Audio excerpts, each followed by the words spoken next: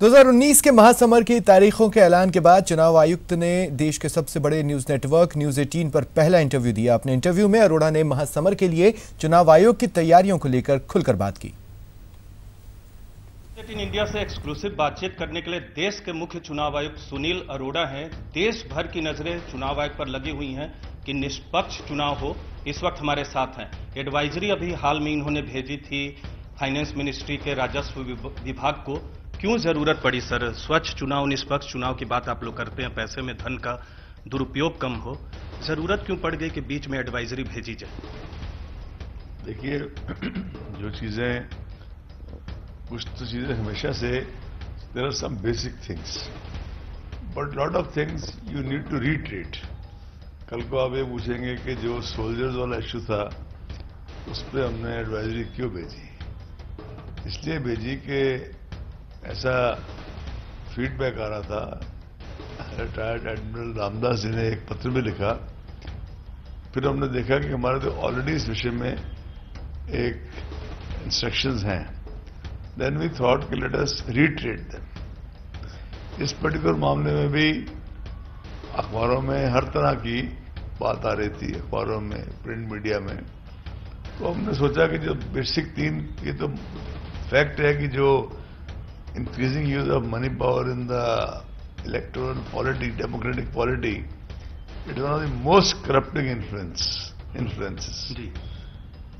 So we just thought we should re-emphasize that वो actions जो आप कर रहे हैं to catch the illegal money to be used for the election purposes, वो तो आप करें तो ruthlessly करें, लेकिन at the same time they should be completely neutral and non-discriminatory and impartial. उसकी एडवाइजरी भेजी थी हमने। हाँ, क्योंकि चुनाव आयोग ही ये इंश्योर करता है तमाम राजनीतिक दलों को कि चुनाव में किसी तरह का भेदभाव नहीं किया जाएगा, और वही चुनाव आयोग कर भी रहा है।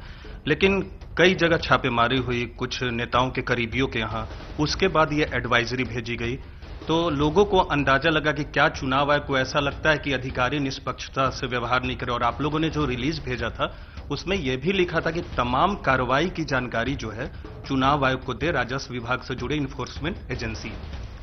देखिए, हम किसी पर्टिकुलर कार्रवाई की बात या किसी पर्टिकुलर पार्टी के नेता के हिसाब से बात नहीं कर रहे हैं।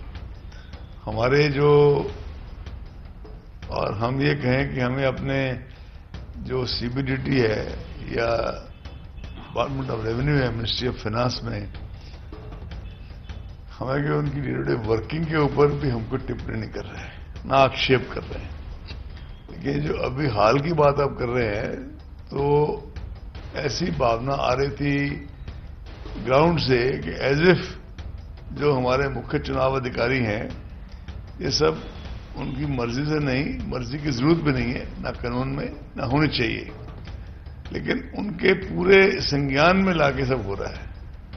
हमें जब पता लगा कि उनको संज्ञान में 8 बजे के आसपास सुबह लाया गया था, हालांकि कार्रवाई पहले शुरू हो चुकी थी, इसलिए उन्होंने जब हमें लिखित में रिपोर्ट भेजी तो हमने तमाम हालात को कंसिडर करते हुए इस तरह की एडवाइजरी भेजी। और आज भी हम ये कहते हैं कि जो आपके इस तरह के जो एनफोर्समेंट डिपार्टमेंट्स हैं, उसमें बहुत सी एक्टिविटीज होती हैं जहां पे उन्हीं के विभाग के एक विंग को नहीं पता होता दूसरा विंग क्या कर रहा है। बिल्कुल।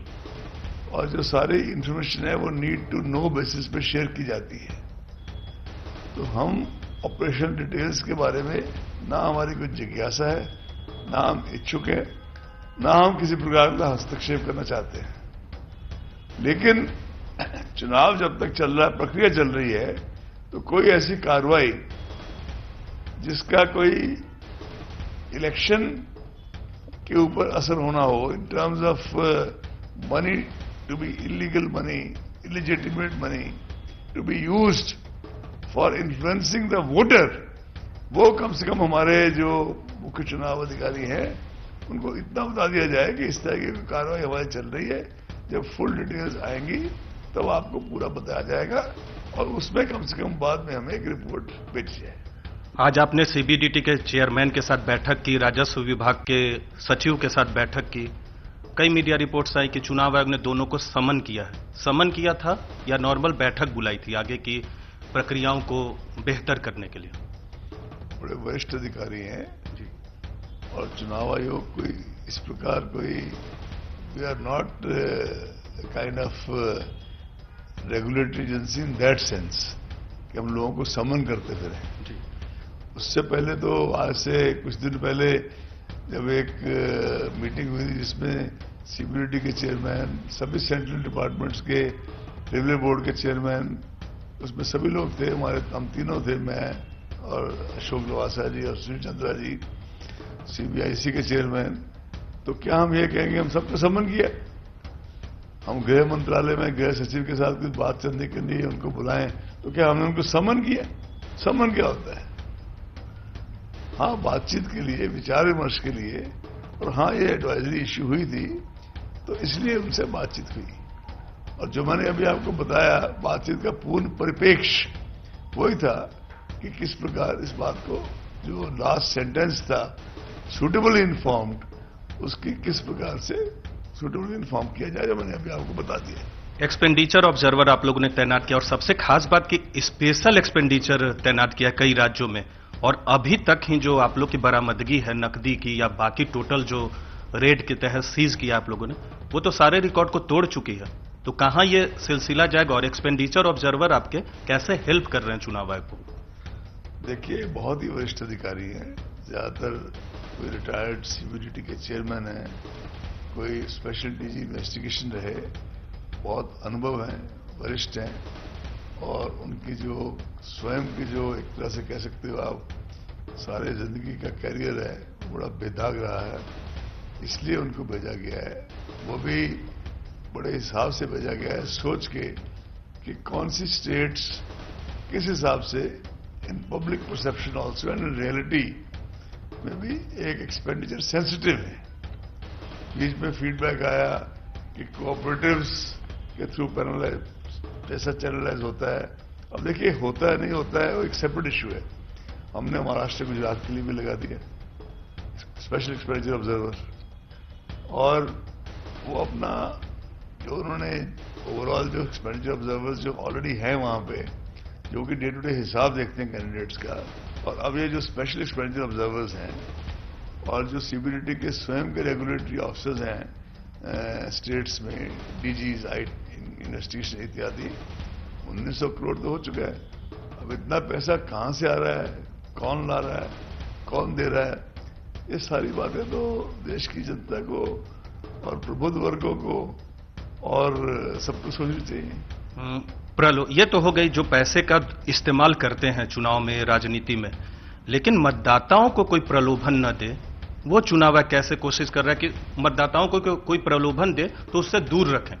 उसके लिए भी एक कैंपेन शुरू किया है, जो आपने मास्टर्ड कैंपेन जिसको कहते हैं, जो रोज आप अखबारों में देखते होंगे कि वो कहता है कि I am a smart voter, और मतदाता अलग अलग वर्गों के, यूथ है, गर्ल्स हैं, एल्डरली पीपल हैं, और उसके अलावा अपना फर्स्ट टाइम वोटर जैसे आपने कहा, ऑल कैटेगरीज ऑफ पीपल, वो कहते हैं कि I am a smart voter.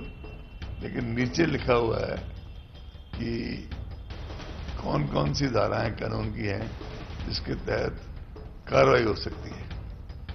तो basically we have no choice in this matter except जिसको कहते हैं कि ट्रीटिंग दिस कैंपेन, हालांकि एडवर्टाइजिंग कैंपेन है, but it's basically iron fist in a velvet glove. Sir, स्वच्छ चुनाव, निष्पक्ष चुनाव कराने की पूरी तैयारी है। 2 सवाल आपसे और करूंगा, 2 सवाल मुख्य चुनाव आयोग से और करेंगे, क्योंकि पहले चरण के मतदान के लिए चुनाव आयोग ने सारी तैयारी कर ली है। 91 लोकसभा सीटों पर मतदान होगा। इसके लिए 2 राज्यों में विधानसभा के चुनाव, आंध्र प्रदेश और तेलंगाना जो बड़े राज्य हैं, वहां भी विधानसभा चुनाव होना है लोकसभा चुनाव के साथ। सर, पहले चरण के चुनाव की तैयारी हो गई, आप लोग अपनी तरफ से पूरी तरह से तैयार हैं? तैयारी बहुत पहले हो जाती है, तैयारी बार बार उसकी रिहर्सल होती रहती है।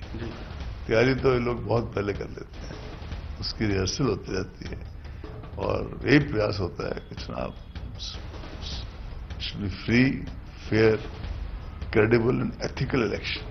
कहते हैं कि पहले चरण के मतदान का बाकी चरणों पे बहुत असर होता है और ये बात मैंने देखी भी है पिछले लोकसभा चुनाव में। जब पहले चरण के मतदाताओं ने अधिक मतदान किया तो दूसरे, तीसरे, चौथे, पांचवें, छठे, सातवें और पिछली बार तो 9 चरण हुआ था, सभी चरण पे उसका असर देखा गया। क्या आप इस बार उम्मीद करते हैं कि पहले चरण में अधिक मतदाता निकले, अधिक वोट करे और उसका असर सभी चरणों पर हो? Let's hope for the best. बाकी तो जितने बड़े विशेषज्ञ आप हैं, आपको और ज्यादा पता होगा। एक अंतिम सवाल करूंगा सर, 66% मतदान हुआ था पिछली बार, इस बार क्या उम्मीद करते हैं? क्या कितने प्रतिशत मतदाता निकलेंगे? हम तो चाहते हैं कि सभी आए, लेकिन हम चाहते हैं कि कम से कम 75% तो आए। तो चुनाव आयोग चाहता है कि 100% मतदान हो, लेकिन 75% लोग तो घरों से निकले ही, क्योंकि हर चुनाव के बाद चुनाव आयोग चाहता है कि 10% अधिक मतदाता निकले। पिछले बार 2014 में रिकॉर्ड मतदान हुआ था लोकसभा चुनाव में और इस बार चुनाव आयोग को उम्मीद है, एक टारगेट तो नहीं कहेंगे, लेकिन एक उम्मीद है चुनाव आयोग को कि 75% मतदान हो। देखना होगा कि मतदाता चुनाव आयोग की उम्मीदों पर कितना खरा उतरता है। लेकिन जहां तक बात है दूसरे मसलों की, खासकर धन के दुरुपयोग की, उस पर मुख्य चुनाव आयोग का साफ कहना है कि निष्पक्षता के साथ लोकसभा चुनाव और बाकी जो 4 राज्यों के विधानसभा चुनाव हैं वो कराने के लिए चुनाव आयोग संकल्पित है।